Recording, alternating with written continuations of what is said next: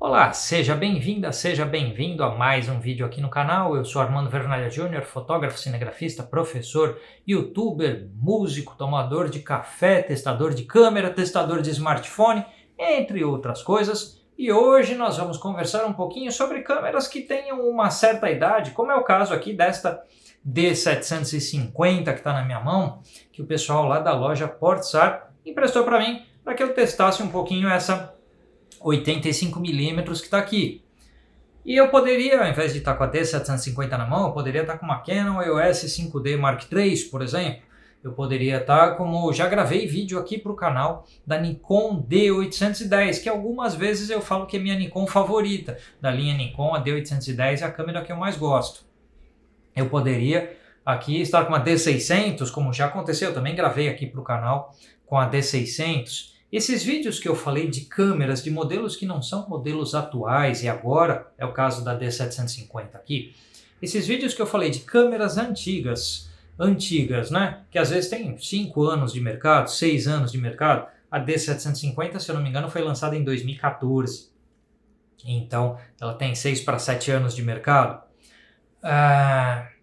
Muita gente coloca o seguinte comentário aqui no YouTube ou no Instagram: tal câmera ainda é relevante, tal câmera ainda é atual, tal câmera ainda é boa para os dias de hoje, tal câmera é obsoleta. Esse tipo de pergunta e variações disso chegam com uma grande frequência, não só na minha caixa de mensagens, mas de todos os youtubers aqui.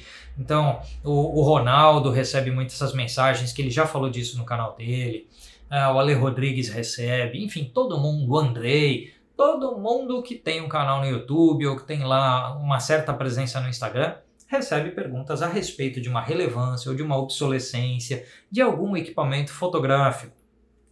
E aí, eu queria colocar alguns pensamentos sobre isso, aproveitando que eu estou com uma D750 em mãos, e daqui a pouco a gente joga um monte de foto que eu fiz com a D750 para vocês darem uma olhada. A câmera que, sei lá, uma Henri Cartier-Bresson usou é obviamente pior do que essa. Mas não tem nem por onde começar a gente a discutir. Mas ele usava uma Leica. Sim, uma Leica de filme de 1950, 1960, não dá para o começo de comparação com uma câmera dessa aqui.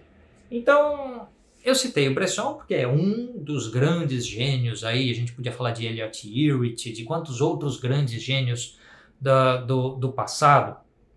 A Dorothea Lange, a Vivian Maier, quantos fotógrafos e fotógrafas geniais já pisaram neste mundão com equipamentos absurdamente inferiores a uma 5D Mark III ou uma P750. E aí a gente tem que se colocar a primeira pergunta, que é: a gente fotografa minimamente, numa qualidade minimamente comparável à dessa galera, para que a gente ache que uma câmera que tem 5, 6, 7 anos de lançamento não serve mais? Porque essas pessoas faziam coisas espetaculares sem esses recursos todos que a gente tem hoje. Então, por que com esses recursos todos, às vezes nós só produzimos mediocridade? A gente tem que se preocupar um pouco com essa questão. Fala, os caras não tinham autofoco, agora a gente tem aqui 51 pontos de autofoco. Os caras não tinham um motor para virar o filme, e quando tinha, você tem 36 poses num filme. Aqui você põe um cartão de memória que vai caber 250 milhões de fotos, tem 2 slots de cartão de memória, e você pode gravar dezenas de milhares de fotografias, clicando aqui a 6,5 fotos por segundo, que é a velocidade da D750, eu estou usando ela de exemplo. Então, poxa, com autofoco, né, com vários pontos, com arquivo RAW, você tem colorido e preto e branco, o fotógrafo tinha que escolher, você tem qualquer ISO. Aliás, essa câmera aqui clica muito bem até ISO 6400, qualquer das full frames que entraram em linha já vão muito tranquilamente a ISO 6400. Então uma D700, D600, D610, D750, as 5Ds Mark I, Mark II, Mark III, 6D, 6D Mark II, todas as full frames que já entraram aí no mercado de praticamente 10 anos para cá, São câmeras para ir tranquilamente a ISO 3200 e com boa folga a ISO 6400. Então, pô, você fotografa em lugares escuros, fotografa shows, teatros, viagens, fotos noturnas, astrofotografia, um monte de coisa com qualquer uma dessas câmeras. Um cara feito o Henri Cartier-Bresson jamais poderia fazer aquela foto que aparece a Via Láctea, sabe? Não tinha filme com essa sensibilidade. Acabou. Então, e a gente às vezes não consegue fazer boas fotos com esses equipamentos espetaculares. Uma coisa que muita gente precisa ter a noção, precisa entender, é que uma câmera fotográfica não é um eletrônico qualquer, não é um smartphone. A gente está gravando agora com o smartphone. Esse smartphone tem resolução 4K, é um Asus Zenfone 7. Muito legal, muito bacana, muito bom. Tanto é que eu estou produzindo conteúdo aqui para o canal com ele. Mas daqui 6 meses já sai outro. Aliás, já saiu. O Zenfone 8 já saiu e esse é o 7. E daqui a pouco sai o 9, o 10, o 11. Celular novo sai todo ano, às vezes menos de um ano de intervalo entre um lançamento e outro. É um tipo de eletrônico que, assim como um notebook, um tablet, nós estamos acostumados a trocar com uma certa frequência. Não é assim com câmera. Saiu uma câmera nova, a sua câmera não ficou obsoleta por causa disso e nem o mercado está demandando os recursos da câmera nova que acabou de sair. Então saiu uma câmera que grava vídeos em 8K. Ninguém está demandando 8K quando isso aconteceu e ninguém tem dispositivos para mostrar essa imagem em 8K ainda. E aí você pensa, tá, então eu não preciso, aquela minha câmera que não gravava dessa forma, tudo bem. Essa câmera aqui tem 24 megapixels. Então vamos pegar uma câmera recente, a Z6 da Nikon ou a Z6 Mark II da Nikon, que tem quanto? 24 megapixels. E a Sony A7 III, 24 megapixels. Canon EOS RP tem 26. Ou seja, modelos muito novos têm mais ou menos essa mesma resolução aqui. Então, em resolução não ficou obsoleto. Essa câmera tem aí pelo menos 13 pontos de alcance dinâmico. As câmeras atuais também tem mais ou menos 13 pontos de alcance dinâmico. Essa câmera faz 6 fotos e meio por segundo e as atuais aí que eu citei algumas chegam a fazer 10, 20 fotos por segundo. Tá, é verdade. O iOS R6 faz 20 fotos por segundo, mas você compra um corpo de R6 ou você compra corpo lente flash de um modelo como esse. E cá entre nós, quantos de nós precisam de 20 fotos por segundo? Vamos ser honestos, a maioria de nós não precisa disso. Um fotógrafo de esportes, de alto desempenho, lá na beira do campo, precisando pegar o momento do gol, ele pode justificar a necessidade, mas a maioria de nós não. E a maioria de nós, inclusive dos fotojornalistas de esporte, já conseguia suas fotos com menos do que isso. Então, e aí? Esse equipamento é obsoleto? Então, com 2 cartões de memória, 6 fotos por segundo, 24 megapixels, podendo fotografar ISO 6400, tem alguma coisa de obsoleto nisso? Não tem nada de obsoleto nisso. Então, um equipamento lançado em 2014, 6 para 7 anos depois, ainda está perfeitamente adequado. Se você pegar um smartphone de 6, 7 anos atrás, ele vai parecer pré-histórico diante de um modelo atual. Se você pegar um computador de 6, 7 anos atrás, ele já está bastante superado hoje. Agora, a câmera não funciona assim. Câmera fotográfica não é um eletrônico qualquer, então você não precisa trocar o tempo inteiro de câmera. Se você tem uma, fica com ela, estuda a fotografia para tirar o máximo dela. E, por exemplo, você pode estudar fotografia comprando os meus cursos, né? Fotografia em preto e branco, composição em fotografia, fotometria. O link está na descrição desse vídeo aqui. Mas independente dos meus cursos, tem vários ótimos cursos no mercado. É só você pesquisar e estudar.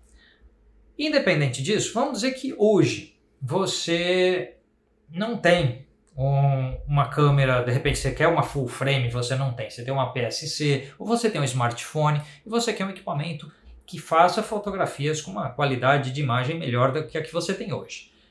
De repente, um equipamento desse, com seus 6, 7 anos de uso, uma câmera dessa aqui é uma câmera usada, da seção lá de seminovos da loja Portsar, que me emprestou.